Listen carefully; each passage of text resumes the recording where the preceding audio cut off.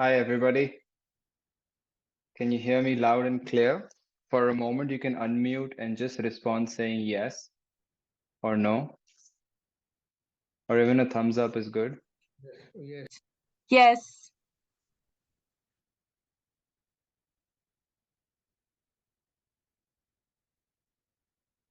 All right, I've got a yes from majority, still waiting on a few yeses. Yes. Thank you. All right, lovely. Okay, so I'll give a quick introduction to everyone. My name is Aman, as you already know, and I am a movement teacher. And what does it mean when I say movement teacher? Well, to me, movement is synonymous to life. And in that case, you can consider me as a life coach, a lifestyle coach. But that's also a very limiting word. So that's why I like to use the word movement because it encompasses a lot of things. And it kind of hints towards more physical aspects of what I do because that's the approach I take towards changing people's lives, which is through physical training, hence the word movement. But again, it's synonymous to life, so it goes much deeper than just movement of the body. It goes into the movement of thoughts, ideas, emotions, energy, everything. Okay. And so I'll just quickly lay out how we're going to go over this. What's the format for our webinar? So first thing is, since we are about four people over here, excluding myself, we will start with a short intro, and we have the fifth person joining in. Okay, we'll start with a short intro where each of you will introduce yourself. All you have to do is tell your name, what you do, and anything else on top of that that you'd like to say about yourself. Okay, once again, quick recap. You're going to introduce your name, what you do. You can also say where you're from, and a little bit on top of that as well. Okay, so I'm going to unmute you one by one so that it's a little systematic over here. We'll start with Karan. So starting with me, right? Yes, you can start by telling us your name, a little bit about yourself. What do you do? Yeah, I'm Karan. I'm Aman's elder brother. I'm into business. My office is based in China, and we are exporting goods from China to India, Africa, and Dubai. And I think I'm the most irregular student in Aman's class. So thanks Love a the lot, hon- guys. love the honesty. I'm going to Yeah. mute you and I'll unmute the next person. Yeah. Okay, the next person is Flo. Oops. Hi guys. I'm Flo from France, living in Dubai. Met a man over there. I'm the sleepiest student in the group because in Dubai it's just man woke us up earlier than usual, but it's good. I've known Aman for 7 years and trained with about as much. So yeah, loved every single bit of the journey. We've tried so many different types of training, and yeah, I'm glad to be here. Thank you. He is indeed sounding sleepy as well. So the next person is Asil. Hi, my name is Asiel. I work in environmental sustainability, and I've known Aman for a while, but I'm lucky now to be in the same time zone as him. So we started training again. All right. So that's amazing. I'm going to mute you, Asil. Okay. Like it's amazing how we reconnected because of time zones and we picked up where we left off, and we'll speak about it more in the future. So the next person is Sangeeta Arora. That's my mother. Hi, my name is Sangeeta Arora. So I have known Aman since his inception, and I'm his mother, and I'm his most regular student. I've been working out under him from the past 3 years since the lockdown, and it has changed my life completely. What I was 3 years ago, I'm a totally different person, very fit and with no body pains and aches, nothing. And I am a total fan of his movement. I'm a psychotherapist. Okay, thank you. Thank you for those words. And yes, you are the most regular They are student. the truth. I vouch for you. But you have competition with Asil. I have muted you now. I have to be honest. The next person is Lalit. Lalit, just to give you a quick recap, you will introduce yourself a little bit about what you do and anything on top of that that you feel like sharing with us.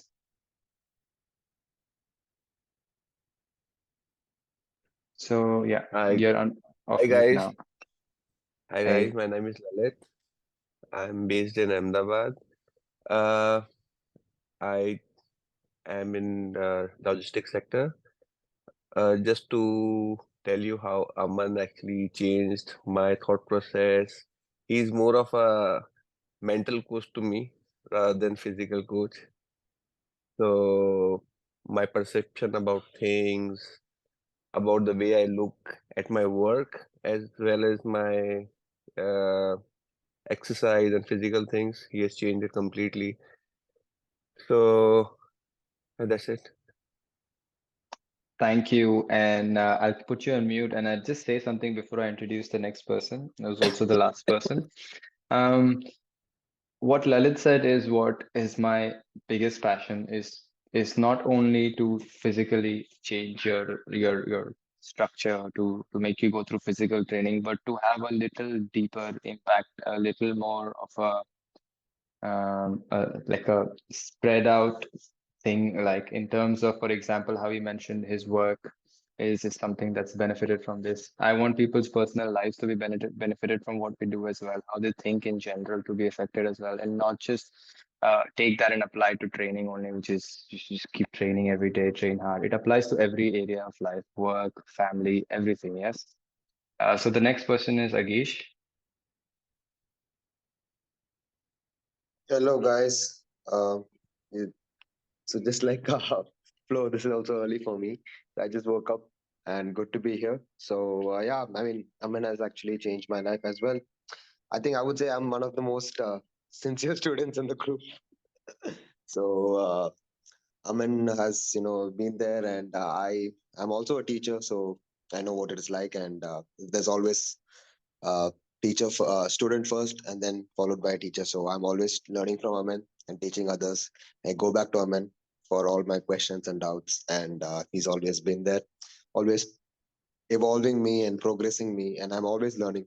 So the learning never stops, and I believe it's the same for him. So it's wonderful to have begin the journey with him, and I met him in another class. So that's the thing, and I started training with him, and that's never stopped.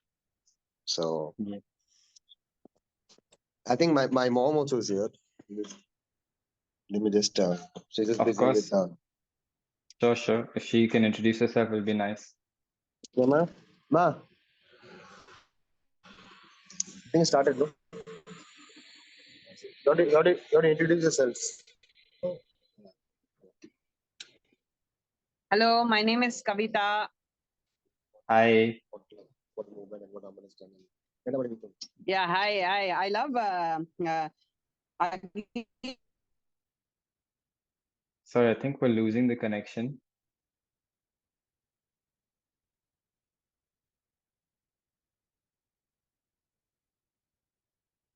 Hello? Thank you. Sorry, I think we lost connection. We couldn't hear the whole introduction. Sorry, but I think it's because you're outside. 1 second, 1 second. Come in, man. Yeah. Take the phone and hold. Yeah. Hi, now you hear me? Yes, we can hear you clearly. Okay. Okay, I see Agish learning with Sorry, we're losing you again. It's just a connection issue, I believe. Don't worry. Probably we will do the catch up a little later. We'll go ahead and start now, guys. We're losing the connection on and off, so don't worry. Okay. We'll do the introduction later. And let's Okay. give it another try. Since we can hear you clearly now, let's give it another try. Aman, you're talking to me? Yes, I can hear you now clearly. Okay. It's for the Okay. past 10 seconds, so I think you can try the introduction Okay. now. Yeah. My son Agish was training with you, Aman, and I see him doing all the locomotions and the movements and the handstand, especially the handstand was so exciting. And I also was learning from him. And now that he said I can learn directly from you, I am super excited and looking forward to learn from you. Thank you. I'm looking forward to it as well. We start our journey next month, I believe. So yes, Yeah. I'm excited for it. Yes. We'll keep it going. Yes. Yes. All Yes. right. Thanks. Thank you.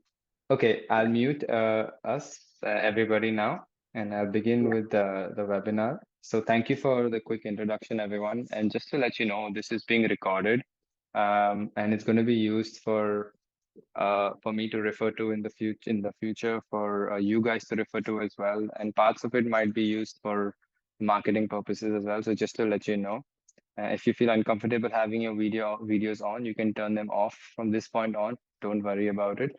I will only edit it past this point for the use for marketing use. Okay. So I remember asking everybody to send in some questions that would help address this webinar. And I got a few questions, and then a few of them I had to make up by myself. But yes, it is nice to have them. So I will try to address them and the best I can. Okay, so the first question has to do with aesthetics. It's got to do with when will I reach my desired aesthetic goal? When will I look the way I want to look? And when will let's say, what's the typical question? When will I have my six-pack abs or my beach body? And I want to address that from this perspective, the movement perspective, is you already have it. It's within you. It's the way you carry yourself. It's the confidence you carry yourself with. It's you are already there, and the fact that you're putting in work every day, you're going to continue to be there, and that's what matters. And this will eventually add up to a point where someday you might look physically the way you wanted to look, but trust me, it's about how you feel, because you could look like a supermodel right now, but feel like trash and be treated like trash as well. So it all doesn't just boil down to the way you look, it boils down to the way you feel and the way you look, and everything together. It all comes together very well as you continue to put in the work. So yes, that addresses that. So another question is can I achieve whatever bodily goals, aesthetic goals I have without doing cardiovascular activity and endurance training? I'd like to say yes, you can. You do not have to follow any one type of training to achieve any physical results. I like to follow the movement approach. Why? Because it allows you to spread out over a variety of topics and not be stuck to just one topic. So, for example, a runner can run every day, but like I'd say on the fifth day of running long distance, he'd get something known as overuse injury, like strain in some areas of their body, like knee, hips, and ankle. If you repeat the same thing, it's called repetitive strain injury. If you repeat the same activity over and over again, you tend to get injured because of that in those areas. So the movement approach is so good in its sense that you can break it down into different topics. For example, you're working strength on one day, you're working mobility on another day, and you're working flexibility on another day, and so on. By doing so, you keep the injuries away from you, and you still gain the benefits of everything. What I have seen over time is that the increments in, like, for example, the growth happens in tiny tad bits, but they do. And that is what I point out to everyone. I keep telling each and every of my students, look at this, you could do 6 repetitions. Now you can do 7. That's what you're looking for. Keep that in mind. You could do 3 sets. Now you're doing 4 sets. Keep that in mind as your measure of success. Yes. So the answer is yes, you can achieve it by only doing strength training, by only doing cardio training can also make you fit and make you achieve your body goals. Only doing strength training can also do that. A mix of everything can also do that. I prefer following a mix of everything because it keeps injuries away in the long run. So are a few times of training a week enough? And how many days per week is enough, if not a few times? This is a very cool, very nice question. And I think I'd like to tell this to everybody that um, once is good, twice is better than once, thrice is better than twice, 4 times better than 3 times, 5 times is better than 4 times. But in a week, there are 7 days, and I like to tell people take 1 day rest where you do nothing, completely off, no physical activity, unless apart from doing house chores, apart from doing the cooking, doing the cleaning. That's great. That could be on the last day, something that you can't avoid. But everything else, like physical training, you avoid on the last day. But 6 days a week, every day is what I recommend people to be active. When I say active, they have to do something that's a little more than what they would do usually. Yeah. For example, take that staircase up. Don't take the lift. For example, go grocery shopping and don't have it delivered to your house. Go out to a restaurant and don't call it the food over, like don't order the food over. Don't call your friends over, go meet your friends.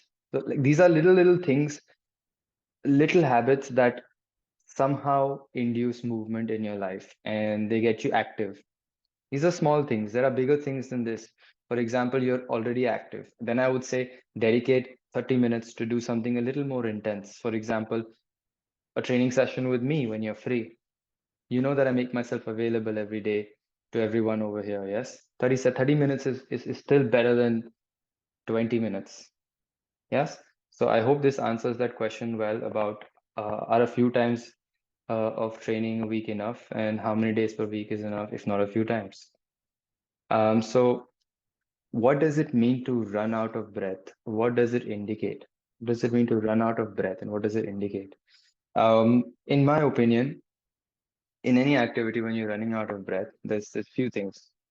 Firstly, stamina is being challenged. You are being challenged. The whole muscular system is being challenged, and you're running out of breath because, like, I'm running out of breath while speaking. So you need to take that breath in. You need to slow yourself down. Another indicator is whether you're actually breathing or whether you're holding your breath. A lot of times we think and we tend to hold tension in our body without noticing it because we're lost in our thoughts. We're lost in ideas. It happens a lot to many people. It happens to me, and I know that it happens to people when we get lost in our own ideas of the future, of the past. Emotions come up, everything comes up, and this typically tends to happen during an exercise session as well. And I'll tell you why. Because during an exercise session, you're actually battling all the thoughts that are pulling you away from the stage where you have to perform, where you have to do the exercise. Every moment you're like, should I do this, or should I just tap out, or should I say I'm tired, should I say I'm sick today, should I call in, this is before session as well, should I call in sick today, should I just say I had a late night, should I say I'm busy at work, I have too much stress from work, I have too much, all of these things do come up and we have to address them. I have to address them. They do come up. So all of this is very much linked to running out of breath, running out of juice. It's like we don't even reach a state of homeostasis, like balance, where a runner is running at a certain pace and not getting more tired because he's running at a consistent pace, working at a consistent pace. This happens to everyone. When you're working in front of your PC, you can go for hours, and not get tired. Maybe just move to stretch a little bit and get back to work and do it for hours again. So how is it different than bending down and touching your toes? Or in my case, going upside down. So moving on, I hope this addresses it very well. Then are there instances or subsets of movement that can be practiced when you meet your friends? I feel that totally are. In fact, think of it like this. We meet our friends for coffee, for tea, for food, for drinks, for movies. Do we meet our friends to move with them? We might. Some of us might meet our friends to go for a walk with them. But is that where it starts and ends? Is that where it's supposed to start and end? Or is that just something that is just starting off? Why don't you meet your friend to practice with your friend? What? Now, what practice? What, when someone asks me, is there like a subset of movements or some instances? For example, there are a few examples that I can give you. For those who don't know, capoeira is a form of martial art. And in capoeira, two people interact with having a match. In any martial art, two people interact with fighting. So that's how like you can interact with your friend and have like this combat going on back and forth with your friend, like training together. It happens in dance where you have a partner in dancing as well. In hip hop, there's a battle. In boxing, there's a fight. I already mentioned that. Then in jazz, there's a jam and there's a choreography that takes place. Like a game of tennis is an example where there are two people. These are few examples where two people, but all of this falls under movement itself already. Why is it different from movement in our head? Is what I want to ask everyone over here. It's a rhetorical question because it's not. It's not different from movement. In that sense, catch up for a walk, catch up to do some stretches, catch up to teach a friend who doesn't know what to do, catch up to teach a friend juggling, catch up to for example, some friend is saying, I have backache, and you know your stuff. You've trained enough to know how to get rid of the backache. You know enough how to stretch certain parts of your body. Take that to your friend. Don't be concerned about, oh, what if I do something wrong? And this, it starts with experiment. The way I have learned to teach is with experiment. Like I have to put you through something and check what you're doing seems correct, seems wrong. I have done my education, but at the same time, you have to experiment a little bit. You have to get people moving. Try to touch your toes. That's a good example. A friend with a backache. Ask your friend, can he touch his toes? No? Oh, okay. Let's try it again. Why not? Okay, can you bend your knees and touch your toes? Oh, you can now, and so on. These are few examples. Then, so like I said again, you can meet with your friend to go over something you already know, like student teacher catch up, or once you spend enough time teaching your student, they can become your workout partners. And when they become your workout partners, you can train together. For example, you take a friend who's not very savvy at walking. You make sure you chase them every day for a little walk. Within 2 3 months, they will become savvy at walking. They will become good at walking. Then they can become your walking buddy. This is an example. Same with tennis. Same with paddle, for example. You ask a friend, hey, you want to go play football or paddle? He'll say, oh, I don't know how to play that. Or she'll say, no, I'm not good at paddle. I've never tried it before. So what? This is your chance to introduce a lovely sport to a friend. Take this opportunity and go. This is movement practice. Yes, wear the hat of a teacher. Okay, so I think this addresses the question. The next question is, what exactly is movement and how does it help? This is a very good question. What is movement and how does movement help? So to me, movement is synonymous with life, but in this particular scenario, I know the question is very specific to what is movement training with me and what are the benefits of it. So I would say movement training, like I said, it's multidisciplinary. It allows you to work through a variety of topics and not limit you to one topic. And by that, you avoid many injuries that specialists get. For example, if you take a basketball player who plays basketball for a living, he's an athlete, a specialist. He does what he does for a living. And guess what? He's broken. His body is more injured and been injured many more times than your body has. Why? because they have to push through barriers. They have to perform under any cost. It's a sport. They are on the national front. They are on TV, and they really need to push themselves. And many a times they get injured. They push past certain limits. Repetitive strain injury takes place for them, and we can take what we see there and apply it to our daily practice, which is the jump. The jump of a basketball player is amazing. How high can a basketball player jump? Really high. How far can a football player kick? Really far. How far can a cricketer throw? Really far. So a movement practice takes all of these things, these abilities, and puts them together. It brings them together very well. And by saying that, you typically will avoid the injuries, because if you're tired in one area, we work the other area. If you're tired in this area, we work the other area.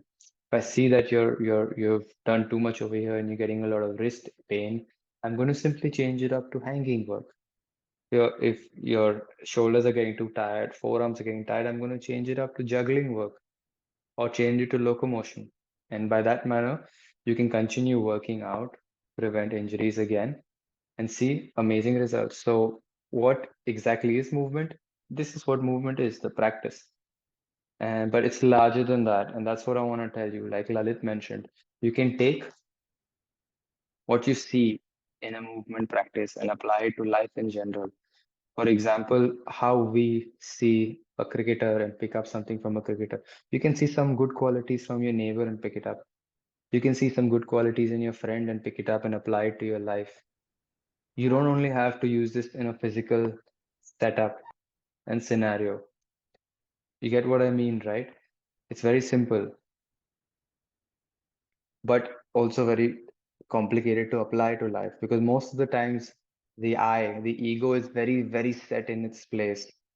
Like, I know better what I want, and I know better what my life needs at this moment, what I need to prioritize.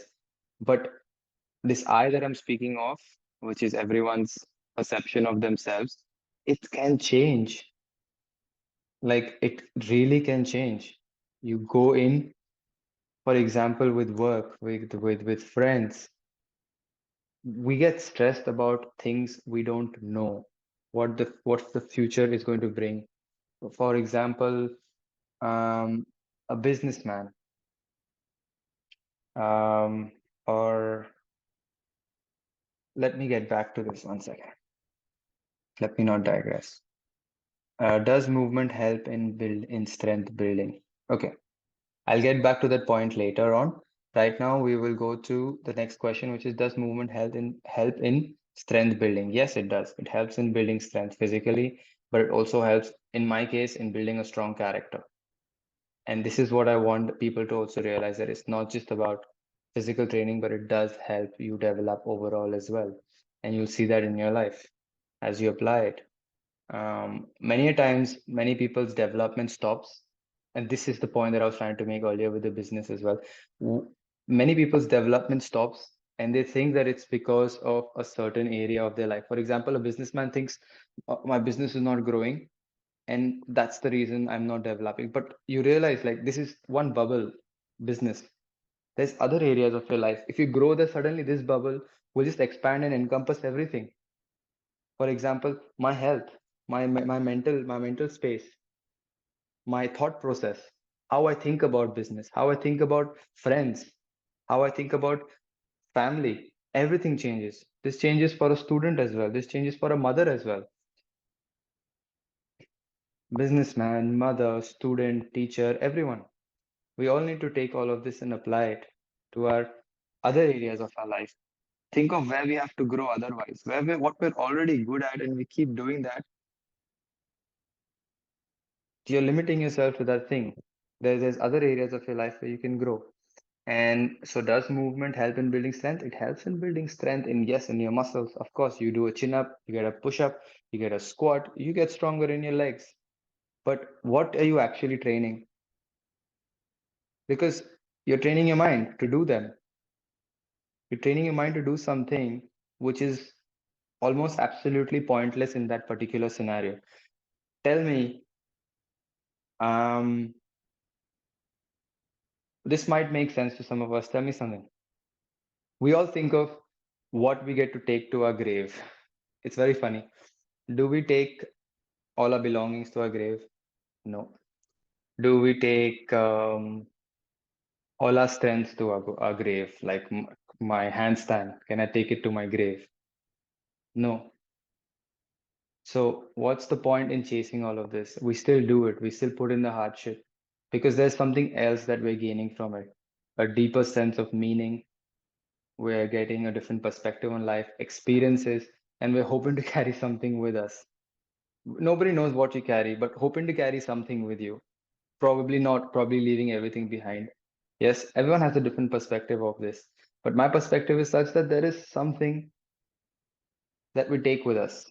There is something that we leave behind, but there is something that we take wherever we go. And I want to address that something, which is keep going, don't stop. How do I manage my time and energy levels better to optimize my health, family time, and work? This is a good question. How do I Okay, tell me this. Can you write in your diary or in your schedule 30 minutes to set aside to do something? The answer is yes, you can. You can do this every day. Do you? That's a question you need to ask yourself. Do you do it? 30 minutes. I would say 10 minutes because it's better than 9. I'd say 30 minutes because it's better than 20. I'd say 1 hour to someone who has the time. I'd say 2 hours to people who have more time. Write off the time. And what do you do when that time arrives? I have written down 6 a.m. in my diary. The time arrives. What do I do then? Right before the time, I'm going to start thinking, do I want to do it? Am I up for it? How am I feeling? Are my energy levels there? What about my work? What about my huge identity that is bearing on me, my business, my family, my kids? Suddenly, you carry the weight of the world on your shoulders 5 minutes before you have to come to class or you have to practice for yourself. Why? This happens. This happens to everyone. We think of the day, the whole day that is planned ahead of us when the time is come to practice. This happens to the best of us, but why? You have to keep questioning yourself. Why is this happening to me? Am I falling prey to the trickster, which is the mind, the talk, the self-talk? Because it's there. It wants to trick you. Why? Because you can simply get away with not exercising that day, and you can keep getting away with not exercising for 1 year, for 2 years, for 3 years, until something starts to break down, until you have your next fall, and then life changes completely. Why do we want to wait for that to happen? Is the question. Why not? Why don't we take charge? Why do we want to wait to end up on a hospital bed to then start making changes? Why do we want to wait to have some little mental issues where we're like not able to focus on work, where we're stressed 24/7? I say it's better to avoid all of this and start already. So, how do I manage my time and energy levels to optimize my health, family, time, and work? It's pretty simple. You start by doing what you do at work at things that you're already good at. Like just you're good at something at work, you're good at something with family. You take that, apply it to training, bring that attitude to training. Oh, I know this. Oh, I know.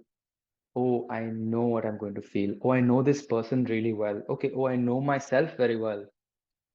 Oh, I know this task very well. Okay, apply that to yourself. I know myself very well. Half an hour before class, I am going to start thinking, oh my God, I don't want to train. My energy levels are low.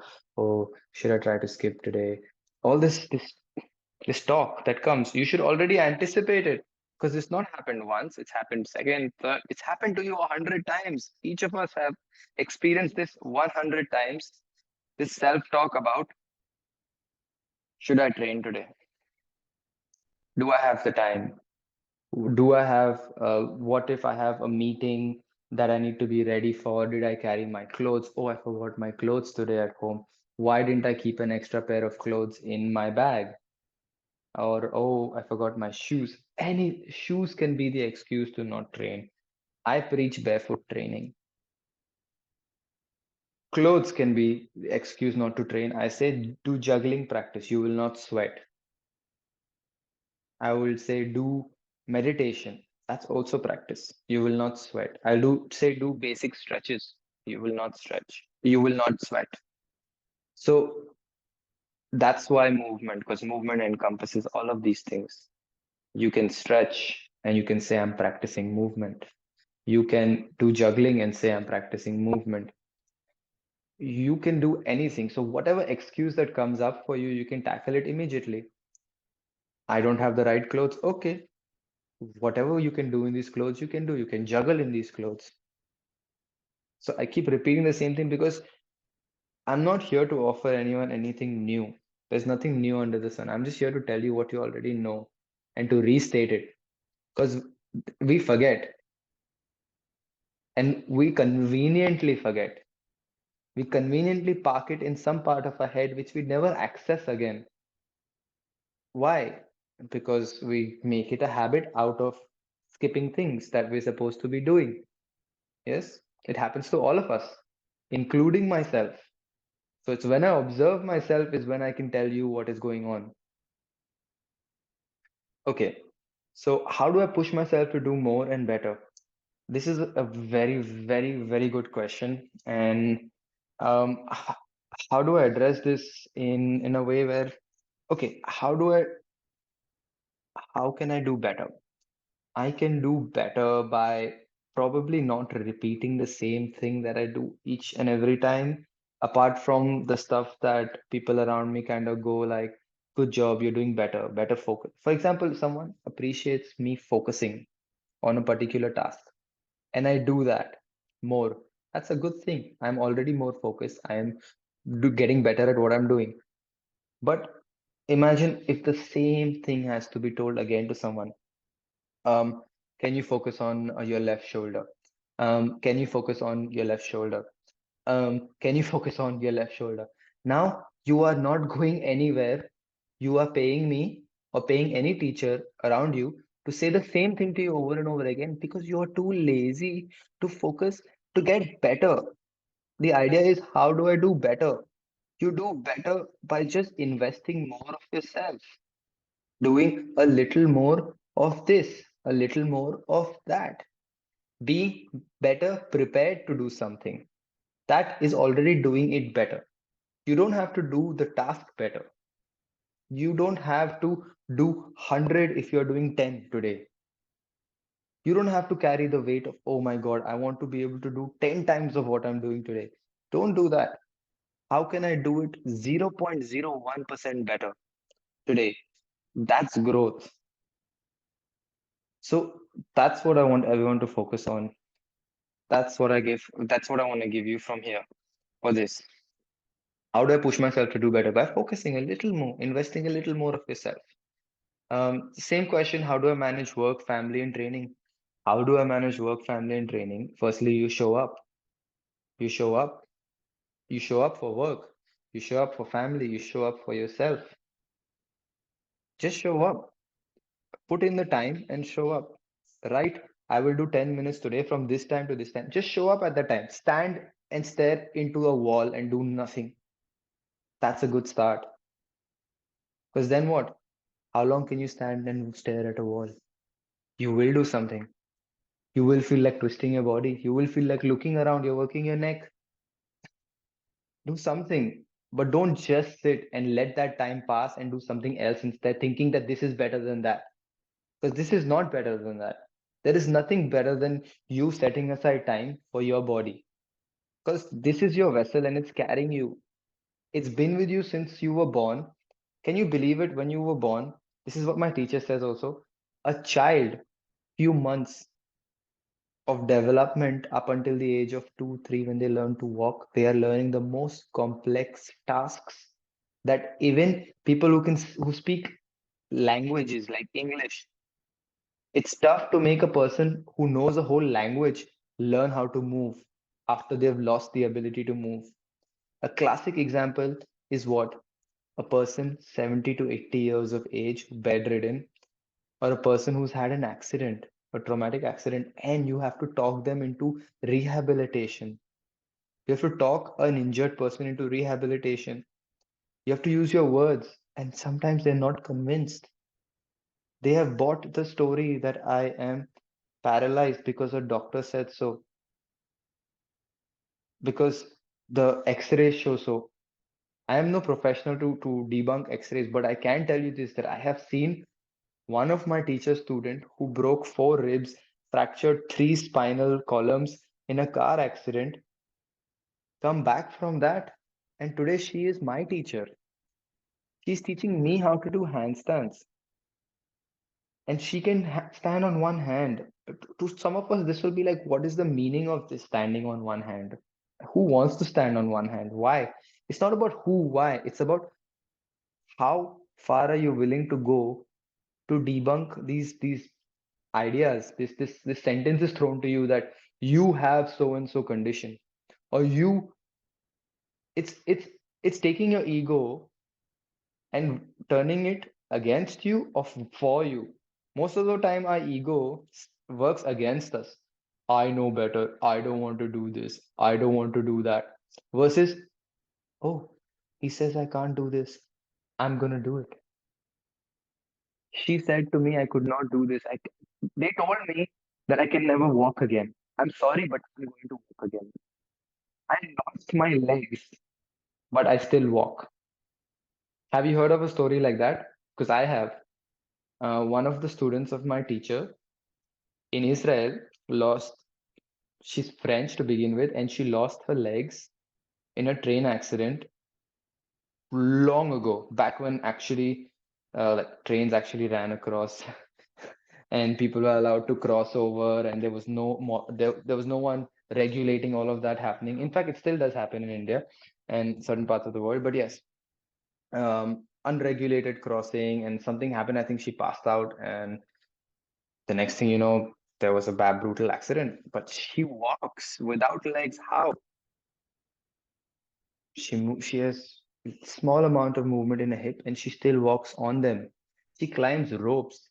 She hangs on rings, and she preaches to the world saying, "I walk for those who cannot walk." So this is just an example. It goes too deep, but deep enough to touch you. And a joke that I crack always, deep enough to find oil and make you rich.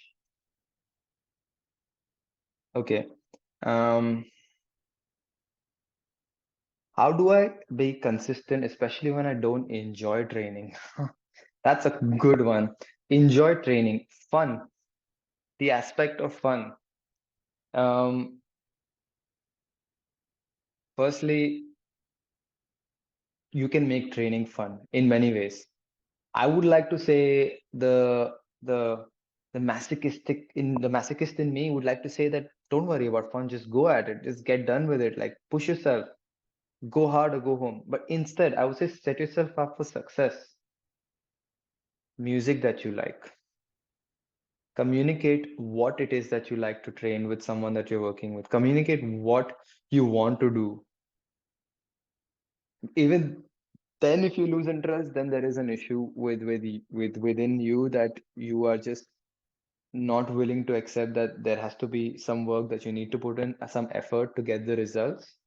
It can't just, it has to be so, like you have to learn to enjoy the fruits of labor, not just the fruits, but fruits of labor. You have to put in the work and then enjoy what comes with it, you know. But yeah, like you can make it fun, but even if it's not fun, you still have to do it. You still should do it for yourself, because that itself will give you the ability to have fun otherwise, to just be in a state of mind that is one that can perceive what fun actually is, because then everything else can just seem depressing and mundane. Like, what is depression? Have you ever questioned what is depression? Depression is also a in a big way, lack of movement. You don't move enough. You don't move well. So that's depression. And what are symptoms of depression? You don't need to uh, be diagnosed with depression. Most people have depression. Most people who are so focused on what they're doing and not diversifying a little more tend to get depressed. Diversification is important, and movement is outside our safe space. A lot of challenging movements outside our safe space, outside our comfort zone. Um, okay. So how okay, this question is a very good one.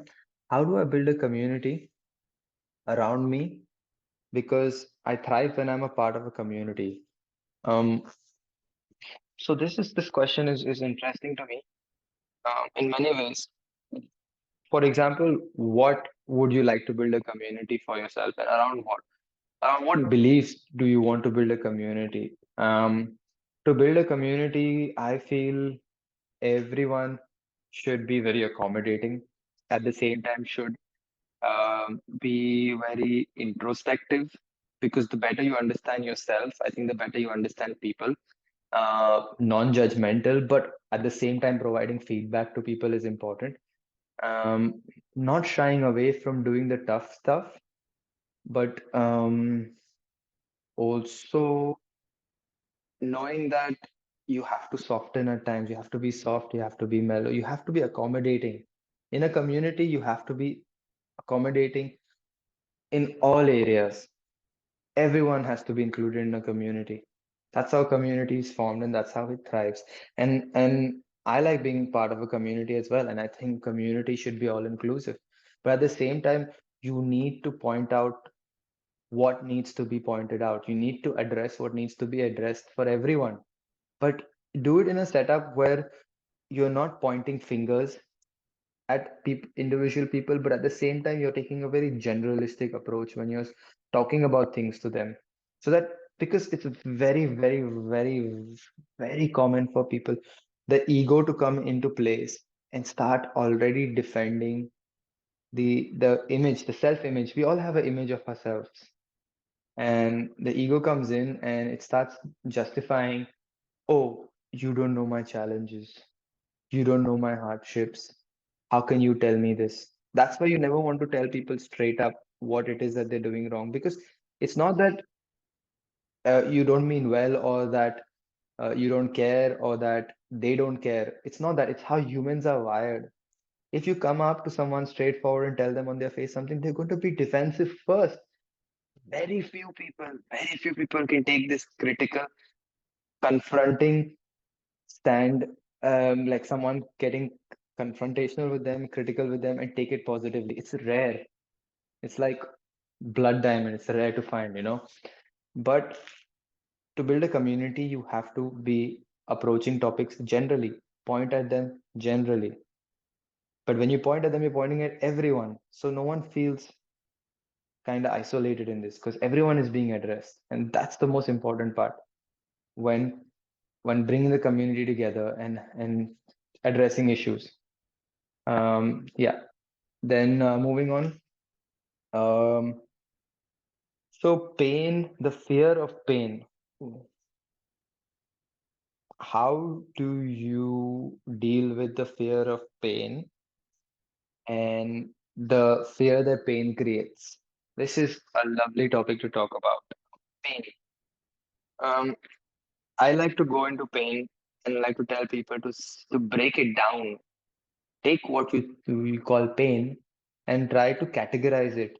First thing, how you categorize some activities into easy, medium, hard, impossible. Take pain and try to categorize it as well. Okay, bearable, unbearable, sharp, dull. Give it names, but don't give it one name, pain. Don't label everything pain, because it could be strain, it could be tension.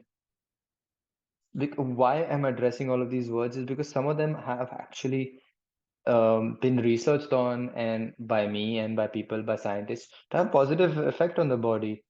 Like, without straining my hands and having these calluses, I'm not able to do the chin-ups that I can and develop the pulling strength that I can. So you have to go through a certain level of strain, and it gives you a lot of benefit. It also injures you sometimes. You do get injured, but why is an injury demonized as well? Because an injury is literally the jury on the inside waking up and knocking like, hey, you did something wrong. Let's let's correct this wrong. Let's right this wrong. In jury, the jury is waking up and telling you to right something that you're doing wrong. And you can blame everybody, but it's happening inside you. And you're the only one responsible. Why? Because it's your hand, your leg. You need to build self-awareness, invest more focus into it. But you don't have to do it alone. That's the good part. Because we are a community. I am here to support you. You have other people around you to support you. I'm not the only teacher in the world, but every teacher will need you to back yourself up with some self-awareness. Like I need to know when I'm sitting upright, and I need to know when I'm slumping, and I need to know when my knee is fully flexed and when it's not. I need to know what is my knee? Where is the knee? Okay, I have a question for everyone. Where is your coccyx? Where is your sphincter muscle? So these why? The point is not that I don't need to know this. I didn't study this. Question is why? Why didn't you invest a little bit in it? When a coach has to know about investing into cryptocurrency, or has to know about government bonds, or has to know about business, marketing, strategy, buying a house, mortgage, loan. A coach. I'm a coach. All I want to do is teach people. But can I isolate myself and do just that? No, I have to integrate with the world. And the world is what? World has is complex. You need to know so many things. You need to be street smart. You need to be savvy with this, with that, with everything. So why shouldn't you be savvy with your body and certain things about your body? Why shouldn't you read an article about human anatomy? Why? I keep asking why because you need to. You should. You should research your body. You should research the human body and get into it a little bit. It's never too late. You don't have to give any test, but you do have to have a certain idea of it. Just a little bit, a little, no, a left, right. Like you need to be able to navigate. When you go to a different country, will you stand on the airport and just pretend to be helpless? Well, depends. If you're in China and you don't know Chinese, you're going to still try to communicate, right? Or if you're in France and you don't know French, luckily they know English, right?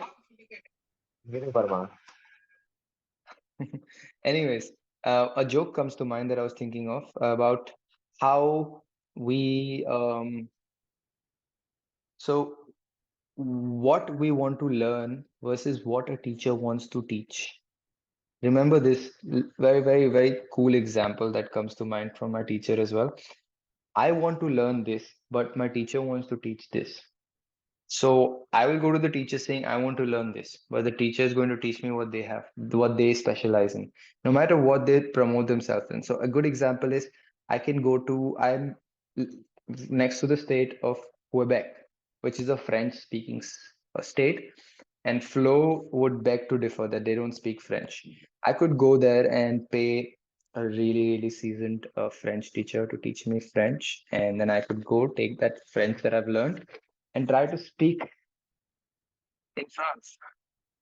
And people over there would laugh at me. What are you speaking? This is not French. Because it's different in some ways. Of course they would understand, but you get the joke. Some of us get the joke. And so no matter how much money you pay to the most seasoned person out there, they're going to teach you what they want to teach you. So be ready to be a student. Like just learn, like become inquisitive, like build awareness, ask questions. If someone's telling you, put your left hand here, be like, why and how and what is my left hand? Like ask the question, is this my left hand or is this my left hand? Don't feel stupid about asking questions, because then You're coming up with an excuse to not take an interest in your own body. Don't worry. Ask. Ask to anyone and anything. How do you coach someone to trust in this process of movement? This is a good question, and I feel this is more like a teacher's question. Or even like, for example, if you want to get your friend or family member into movement training, um, it's like this. How do I take my friend to the gym? How do I bring my how do I bring my friend to train movement? Um, or like this specific question is, how do you coach someone to trust the process? So the process of movement involves what again? It involves you going into different topics, starting from scratch, learning the basics, the ABCs, and building on top of that. So you start by showing someone that they were not able to do something, and then they were able to do a little bit of it. For example, when you introduce someone to a push-up, um, how many of us can do a full push-up over here? I would say one, two, three, three. Three of us can do a full push-up over here, but all of us are doing push-ups. That's the good part. Each of us are doing a modified version of it. One is doing it on the wall, one is doing it on their knees, and so on. So how do you develop trust is by showing a little bit of increment in what they were able to achieve. That builds trust in the process. When you see yourself grow in something, you start trusting the process. When you see yourself make a little bit of change, when you see yourself becoming a little uncomfortable but pushing yourself, these little 1%, 0.1% steps is what builds trust in any process. Any process, any progress that you show a hint of to anyone, that helps them to trust the process.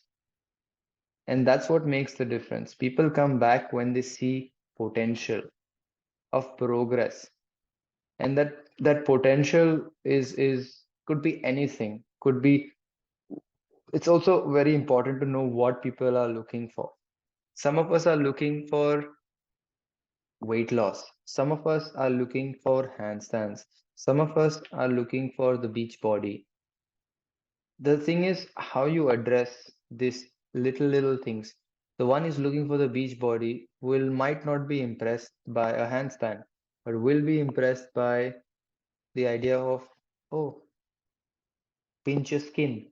Does it feel thinner? Oh, are your abs a little more visible? For someone who's looking for weight loss, oh, your clothes size, how do they fit? Your the number on the weighing scale. All of these things matter. So we have to learn to speak the language of the person, even though we're following the movement approach. What is the movement approach? Quick recap. It encompasses everything. I could make you do yoga, I could make you do gymnastics, I could make you do weightlifting, I could make you do aerobics, whatever suits your body type, whatever suits your current levels is what I will make you do. And I will show you progress in those areas. How do you make someone overcome the fear of pain? Over the fear of pain. Yeah, so I already addressed this question, but I'll quickly go breaking down pain into different levels, give it different names, because the word pain has a negative connotation to it. Like, who wants pain? But stress, strain, tension are essential for life. Most people understand this. Stress is important, it's essential. Um, Everyone who goes to work knows the importance of stress, work under stress. You need to be able to operate under high stress in high stress environments. So the same applies to the body. Stress is important to get results. You cannot not want physical stress and want the benefits of it. It's just, there's no skin in the game there. So you do have to go through the hardship, but you will enjoy what comes. And you will enjoy even the process. You will learn to. But not showing up, that's not an option. I mean, that is, but that shouldn't be an option. So I have pretty much addressed everything that was to be addressed, in my opinion. And I wanted to dedicate this next section and ask everyone if you know how to, or actually, I will go one person at a time. I understand if you are caught up and can't respond, just drop me a message and I'll understand. But okay, so in the Q&A, I will start off with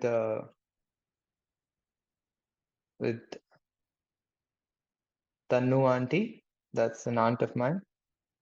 Okay, we'll start off with you. Just give us you can firstly introduce yourself because you came in late, so no one got to get to know you. Just a little bit about yourself and what you do. I am a housewife, not doing nothing much as now. Children have gone away, so pretty free.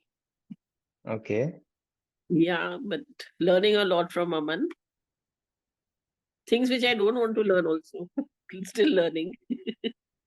that's But he's good. good. He's really Thank you. good. Thank you. Thank you for that. So I would like to ask you a question.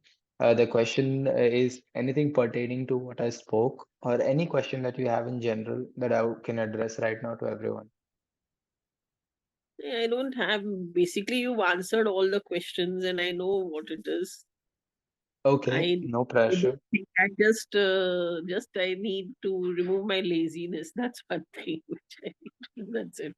It will, it will. It doesn't have to go, so don't worry. It's like what you said seems almost like a question in disguise. Like, do I need to? Should I? I don't think you need to. Laziness is a part of everyone, including myself. Like, Mm. like there are times when I'm under a blanket, not one, but two or three, not wanting to do anything, and I embrace that. But Mm. the fact that I acknowledge that and I honor that, then I also honor the other side of things, which is the value of putting in the extra work when I can, the extra hardships, the pressure. And I see that you're already doing it because you show up to training, you do the work. The only thing that's needed for now for you is to not demonize laziness. Keep it going. It's a part of you. Let it be there. But at the same time, when you show up, invest more. It's like this, you get what you invest. Yes, I know. You put in 100, you will get 100. You put in 200, you get 200. But sometimes you put in 100, you get 200. You put in 200, you get 400. That's the Mm. magic of investing into yourself, energy wise. But do not demonize being lazy. It's amazing to be lazy. We all have it in us. We need to embrace the lazy person. We all Yeah, have it in not us. like, not like me. I would rather not do anything whole day. I know what you mean, but you don't do that. You would rather not, but you acknowledge that it's there.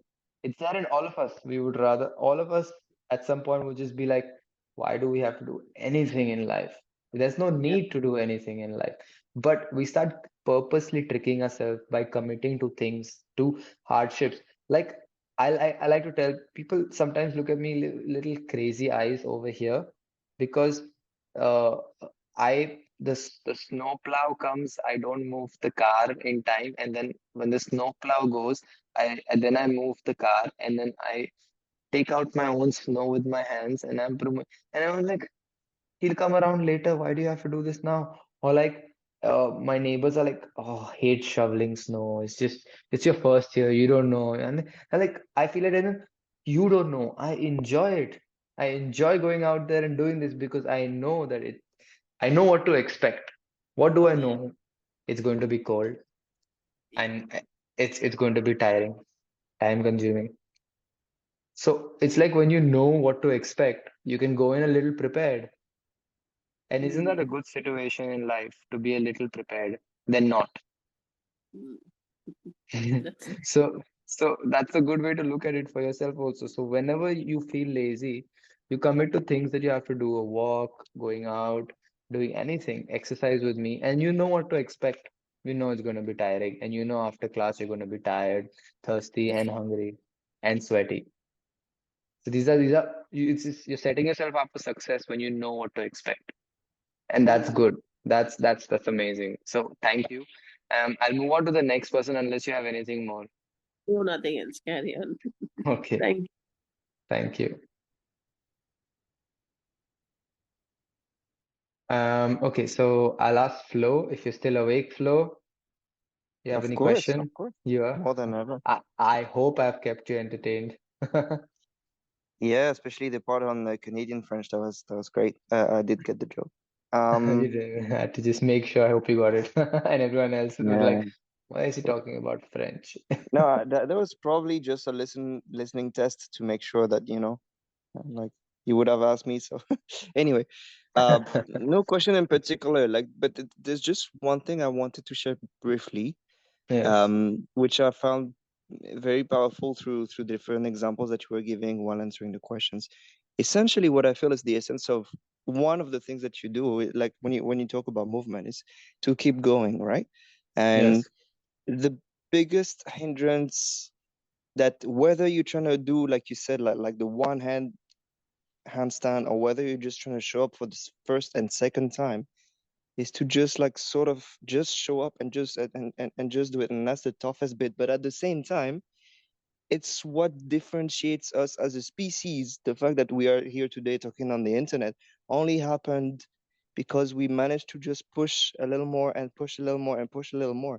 So you're helping us really be in touch with the essence of what it means to be human, which is to push ourselves a little harder and show up and develop and grow. So it applies what we learn with your class. It applies in every area of our lives, whether it's parenting, keeping a cat, taking out the trash, or just being a little better at work or anything, fighting disease, anything. So thanks for that. Sorry, I just felt like sharing that thing.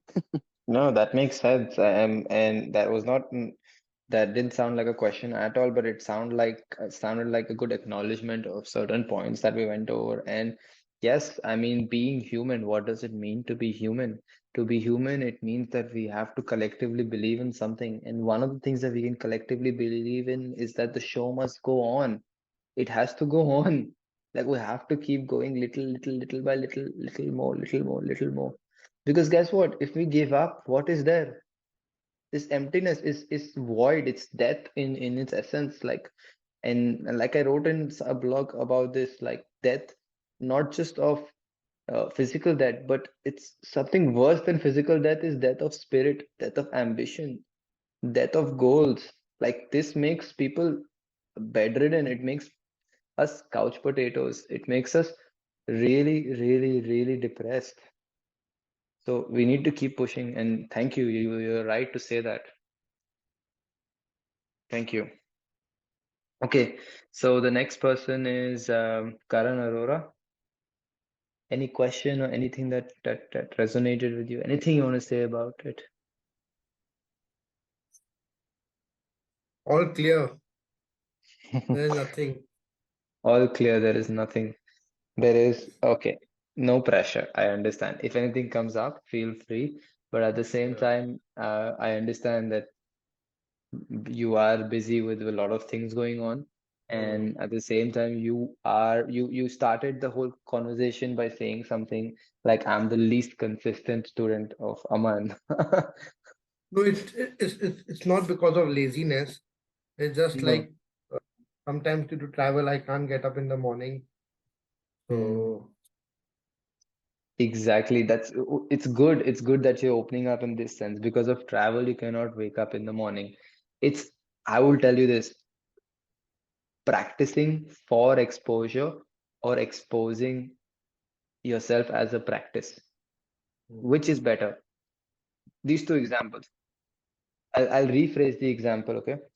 When you practice so that you are able to expose all the cool things that you have. For example, you practice uh, business and discipline and everything, and you become a billionaire just so that you could show off to the world you're a businessman, billionaire, or you're a businessman who keeps sharing with the world every challenge he faces, and so that the world is better prepared for what challenges come with business, and so that he is better prepared and he has more people coming and telling him, oh, did you hear about this and that? And suddenly you're an integral part of a community that is growing and thriving. Many people at once versus one person who's becoming a billionaire just to show off. Like this example kind of resonates. Which one of the two would you pick? no, obviously the second one, because Obviously, like making money and losing money is a part of business, but sharing is in your hands. So exactly. Exactly. So when you expose yourself and when you share these ideas like my travel is the reason I cannot show up to training and stuff, is you exposing yourself. It's you becoming vulnerable. But you're not the only one. Many people that I can name my students, at least two, three, four of them over here, because of travel, they cannot train with me at certain points. They have to skip class. But I like to address this very often. Skipping class and skipping practice are two different things. I feel I give everyone enough tools to be able to do something by themselves. I am incorrigible in that sense. I will always give you homework or tell you do this or do that by yourself. Hmm. I will overfeed certain information so that you are able to do something by yourself. Now the question comes to the next question that comes up is, do you do something by yourself for yourself even though you miss class? That's the most important aspect for you. That's something for you to answer to yourself. You don't even need to let us know. And you need to know because you need to carry it with you. It's your weight. Right. I am here for that hour when I'm there. And when I'm not there, I'm not there. Okay. So it's for you and only you to know. Okay. No one else needs to know. You miss Basically, you because want like everyone to exercise and make it an habit. Like you brush every morning, so 30 minutes or 1 hour, you all have to do something, right? That is your basic motive.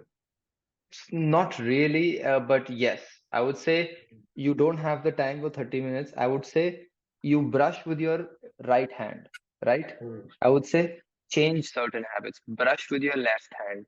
That Hmm. itself will give you a different start to Hmm. your day. And that different Okay. start to your day could change your day to be a little different. Your perception of it could wake certain different neurons in your brain up because change is what I want for people. There are people who do half an hour, 1 hour, 3 hours of training every day.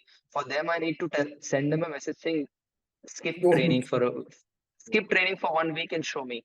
No, you are addicted to your training because I skipped training for 2 months. Right. And to realize how addicted I was. And now when I skip it a day because of travel or work, I don't go hard on myself. I'm not that obsessive anymore. I am obsessed about the idea of practice, the idea of practicing something bigger than just movements. Movements of idea and thoughts and all of this is important to me. So there are days when I cannot physically practice, but I am doing something else. I'm being a better partner to my partner.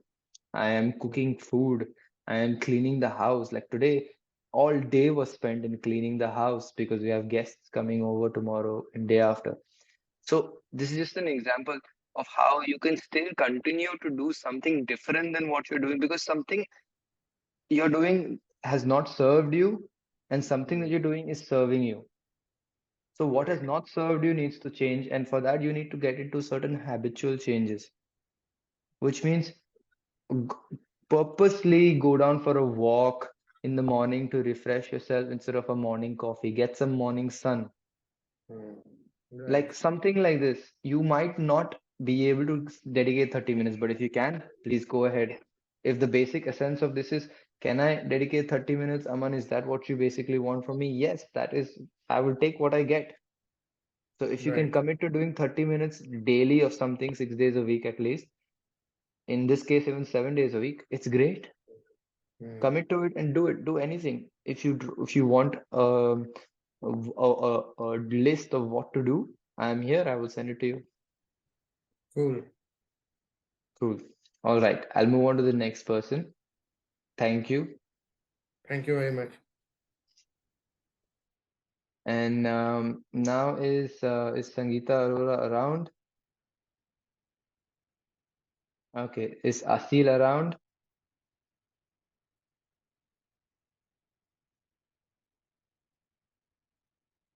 Okay, Asil. So okay, so you're back. My mom is back. Yes, for sure. Okay, Good I don't question. have any questions, but I'm a total believer of movement. Imagine if you're sick and on bed rest, doctor tells you for 3 days don't get up from your bed. Nothing you can do. And by the fourth day, you're totally frustrated, or even the second day evening or the third day. So movement is as essential to life as breathing. This is what I believe. And Aman's movement practice has totally changed my life. About 4 years ago, I had done a body checkup, and I was that time about You muted the yourself. Yeah, sorry. sorry. It's okay. I was Can you hear you? 58 years old, and the doctor, when they saw my reports, they said, "You're 58, but your body type is of a 64." And I was so sad and demotivated, like I was really upset. And then after that, I started working out with Aman. I recently did my body checkup, and the doctor was amazed. He's saying, "I have not seen such a good report. All your levels are fine." And the body aches and pains, my legs used to pain all the time. I was complaining, looking for people to sit on my legs. Everything has just disappeared. I've started wearing heels, which I could not wear. My knees would not support my heels. I could not, it was such shaking. But now I wear heels and I roam about. I walk up the steps. I run down steps without holding the walls, without touching the railing, nothing. So I totally believe in movement. I wait for my exercise day with Aman. I don't like to miss it. And if I have to miss it, I feel really bad. I try to cover it up by, like telling okay, take me in the evening. But I don't like to miss it because I've seen the change in my life. That's very nice, and I would thank you for saying that. So certain things that even I would address is stuff like I come across a little radical like this because the only time I went for a checkup was because the government needed it for my visas. For all you know, I'm festering all the possible diseases of the world. Um, but I'm just kidding, it's a joke. But why I do this and why I speak of this is because something very powerful that I heard from my teacher, and it makes a lot of sense. It's like um, sometimes things come and go undiagnosed, and sometimes a diagnosis of something can kill someone because of the psychological burden we carry with everything. We identify with what we are told by certain individuals who we put power in their hands. As kids, we put power, inevitably there's power given to our parents for us because they're responsible for us. As we grow up, teachers have power over us, friends have power over us. When I say power over us, I mean the influential power. Like they can influence the way you think and perceive the world until you keep growing and growing. So, a part of growth, in my opinion, is to grow past the influence of medical professionals. And why do I say this? And why am I so thorough about this? Is because it's a speculation. It's not math which says 1 plus 1 equals 2. Even there, 1 plus 1 doesn't equal 2 in many languages. You study coding, and 1 plus 1 is something else altogether. It could mean 100 things. So when I say this, I don't want to sound very vague, but I also want to say that don't go around handing out a ticket to people, the ticket being that you can influence me and the way I am, that you can influence my idea of myself. I go to you with a problem. Can you offer me a legit solution? If that's how you look at a doctor, it's a little better. I go to a doctor with my problem. What solution can you offer to me? Does this solution make sense to me? If it doesn't make sense to me, then I don't believe that what you're saying is working for me. I want to take a second opinion, or I want to go to an alternate provider. I want to go to a healer. I want to go to a Chinese medicine professional.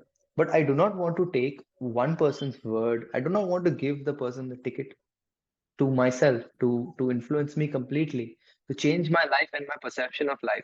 Tomorrow, if I get a blood test and I'm diagnosed with cancer, does that change anything for me? No. I still continue my work. I still continue my practice. In 5 years, do you see a bald Aman who is on his deathbed and gone? Or in 5 years, you see Aman doing a one-arm handstand? Which version do you picture? Because I picture the one-arm handstand, and that's what I'm working towards. So this needs to be said, even though you can be diagnosed with the worst things, take a breath, in and out. Just try to register what you've been told by someone. that you've been diagnosed with this or that. A broken knee, broken leg, broken ligament, could be anything. Sit with yourself, sit with the thoughts that come to you. Take them to someone you know, someone who actually cares about you, to listen through all of them, to hear all of them out, and then take more opinions. Go out there, do some research. Do not just take someone's word for it. Don't just take my word for it as well. Do your own research, is what I'm trying to tell you. But do enough and don't settle. Don't settle for hello भैया, मेरे घर anything पे or आप दूध answers. दोगे कि नहीं दोगे? Anyways, sorry, you were on on loud there. Anyways, I've muted you. So I've addressed what I had to, and there is nothing more from my side. Anyone has any more questions to dig into something, some ideas? We haven't asked Asil. Asil is actually caught up. She dropped me a message saying that she will stay connected, but she can't speak right now because she's outside, and that she Yeah, will. I'm here, but there's a lot of noise around me. But it's Good. okay. I don't have any questions. Anything at all, anything that comes to mind? Nothing? No, I think I had shared my questions earlier and you answered a lot of them. Okay, cool. Thank you. All right. So this was lovely. And thank you to everyone for removing the time. And really, like, this matters a lot. I don't think the work I do or the work we do can be just transmitted with physical exercise or me telling you do it like this, do it like that. And also, like, I want to affect not just the physical layer, but other layers also, the psychological layers in all of us. And I want that certain movement of ideas and thoughts take place as well. And hence came the name Moving Thoughts for our webinar. So yes, thank you very much. And I shall be forwarding this recording to you. And it was very raw. I'd like to tell everyone that part of my inspiration comes from each of my students, and especially from Flo, who is doing a lot of improvisation work, and also my teacher, Ido Portal, who's doing a lot of improvisation work. And so just to give you a quick explanation of what improvisation is just coming together of a lot of things that you already have within you. For example, this talk that I did today was improvised. It's something that I've heard, some things that I have repeated in the past, some things that have been told to me a lot of times. A mix of everything together was then communicated forward to you. So there was no script that I was following. And this is what matters. This is what I would like to tell everyone. This is what improvisation means to me, is you improvise without a particular script. But to reach this level, you have to go through a lot of listening to things, podcasts, reading books, listening to people, observing your thoughts, doing a lot of introspection, um, doing a lot of observation work, and so on. So yes, thank you very much. I have one person showing up right now. Better late than never. I'll see everyone, and I'm going to speak to this person in private. I have the time. Thank you so much. So take care, everybody. And welcome, Leo.